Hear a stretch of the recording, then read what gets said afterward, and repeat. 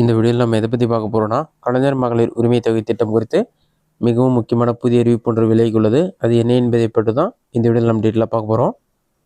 மகளிர் உரிமை திட்டத்தில் பார்த்தீங்கன்னா, குடும்பத் தலைவி அல்லாத பெண்களுக்கும் மகளிர் உரிமை தொகை கிடைக்கும் என்ற தகவல்கள் விலகி உள்ளது.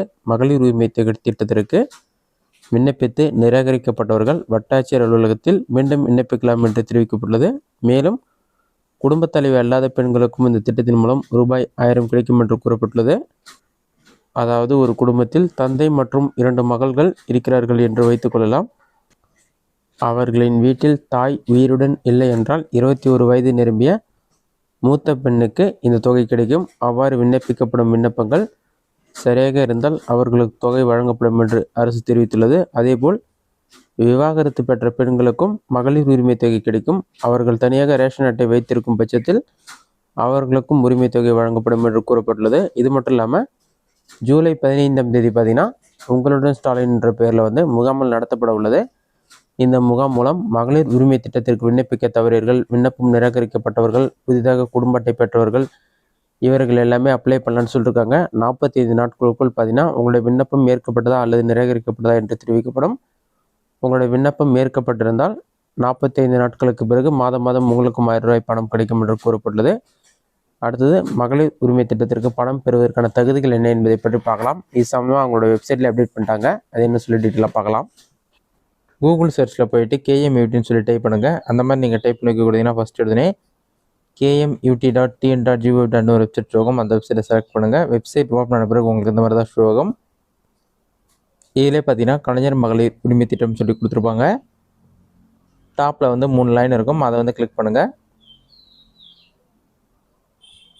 அதை நீங்கள் கிளிக் பண்ணாலே திட்டம் பற்றின்னு சொல்லி ஒரு ஆப்ஷன் கொடுத்துருப்பாங்க. அந்த ஆப்ஷனை செலக்ட் பண்ணுங்கள். அதை செலக்ட் பண்ணிவிட்டு குடும்ப தலைவிகளுக்கான வரையறைன்னு சொல்லி கொடுத்துருப்பாங்க. குடும்ப அட்டையில் பெயர் இடம்பெற்றுள்ளவர்கள் அனைவரும் ஒரு குடும்பமாக கருதப்படுவர். ஒவ்வொரு தகுதி வாய்ந்த குடும்பத்திலும் உள்ள குடும்ப தலைவி கலைஞர் மகளிர் உரிமை திட்டத்தில் பயன்பெற விண்ணப்பிக்கலாம்னு சொல்லியிருக்காங்க. குடும்ப அட்டையில் குடும்ப தலைவர் என குறிப்பிடப்பட்டுள்ள பெண் குடும்ப தலைவியாக கருதப்படுவர். இதுவே ஆண் குடும்ப தலைவராக இருந்தால் அந்த குடும்பத் தலைவருடைய மனைவி குடும்பத் தலைவராக கருதப்படுவார்னு சொல்லி மென்ஷன் பண்ணுறாங்க. இது மட்டும் இல்லாமல் பொருளாதார தகுதிகள்னு சொல்லிட்டு இன்னும் சில டீட்டெயில்ஸ் கொடுத்துருக்காங்க. அது என்னென்னு பார்க்கலாம். இதிலே ஆண்டுக்கான வருமானம் பார்த்தீங்கன்னா 2.5 லட்சத்திற்கு குறைவாக இருக்கணும்னு சொல்லியிருக்காங்க. 5 ஏக்கருக்கு குறைவாக நன்சை நிலம் அல்லது 10 ஏக்கருக்கு குறைவாக புன்சை நிலம் வைத்துள்ள குடும்பங்கள் விண்ணப்பிக்கலாம். ஆண்டிற்கு வீட்டு உபயோகத்திற்கு பார்த்தீங்கன்னா 3600 யூனிட்டுக்கு குறைவாக மின்சாரம் பயன்படுத்தும் குடும்பங்கள் விண்ணப்பிக்கலாம்.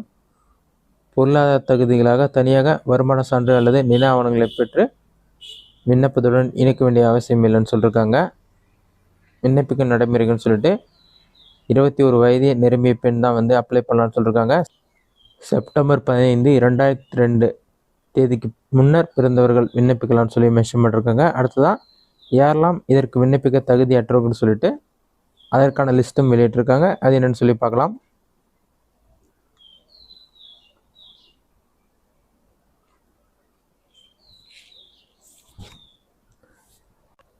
ஆண்டு வருமானம் 2.5 லட்சத்திற்கு மேல் ஈட்டும் குடும்பங்கள் விண்ணப்பிக்க தகுதியற்றவர்கள்.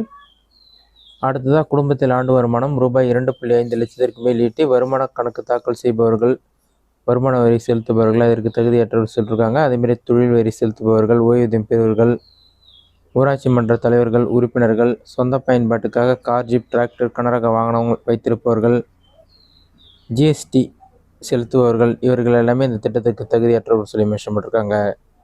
இதன் மகளிர் உரிமை திட்டம் குறித்து முக்கிய அப்டேட். இந்த வீடியோ உங்களுக்கு யூஸ்ஃபுல்லாக பண்ணிக்கிறேன். இந்த வீடியோ பிடிச்சிருந்தா லைக் பண்ணுங்கள். ரெஸ்ட் டவுட்னா கமெண்ட் பாக்ஸில் கமெண்ட் பண்ணுங்கள்.